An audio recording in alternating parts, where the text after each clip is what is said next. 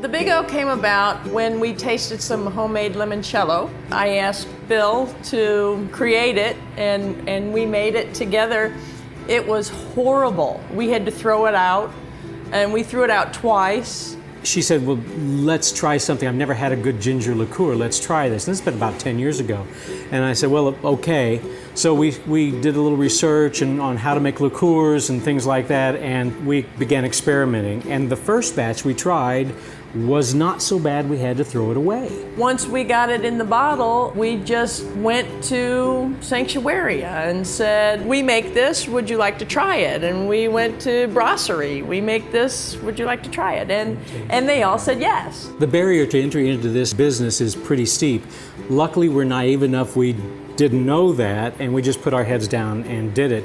So that this friend suggested that we bring it to market, and we said, yeah. Well, he showed up 2 days later with all the paperwork on how to go about doing it. And it took a good 2 years to get it put together. We started the barrel-aged version really on a lark. We liked the idea and the flavor of the Big O with whiskeys, because it tends to round out the whiskey, the sharp edges, but enhances the good flavors. We bought a barrel, a used whiskey barrel, and the more character it began to take on from the barrel, the more rounded it got and richer it got as a liqueur. We were just thrilled.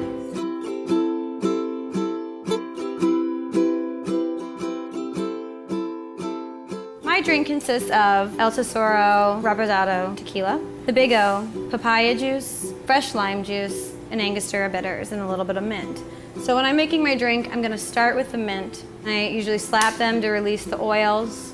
Then I will follow by the fresh lime juice. Again, when you're using juices, now papaya juice, it's gonna be a little bit harder to get a very fresh papaya juice. It's gonna work well for you, but as far as citrus goes, always fresh. 2 limes, you could make enough for a party. Just muddle the mint just a little bit, because honestly, when you're shaking, and you shake hard enough, the ice tends to muddle the mint itself. Next, I will take our Big O liqueur, and I have 3/4 of an ounce of this. So you're really gonna get that gingery flavor and the spice. And what complements the Big O really well is this Reposado tequila. And then I'm doing 2 dashes of Angostura for good measure. And I'm gonna shake this ice about 10 seconds. I have pre-crushed a little bit of ice.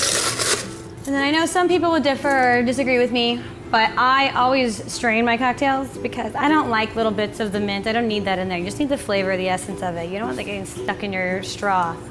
That's the Frida and Diego. We do everything from the very beginning. We label the bottles. We, taste it. We chop the ginger. Chop it, the ginger. We do the syrups. We do everything, and we do that because we want it to be just perfect. Our name is on it, and so I can't give it to, say, my mother. Why? I wouldn't give something inferior to my mother. I wouldn't give something inferior to anybody. So that's what I see as the artisan portion of it. If you want to get it right, you do it yourself and you do it meticulously, and you really care about the final product. We won't serve it to anybody unless it's perfect.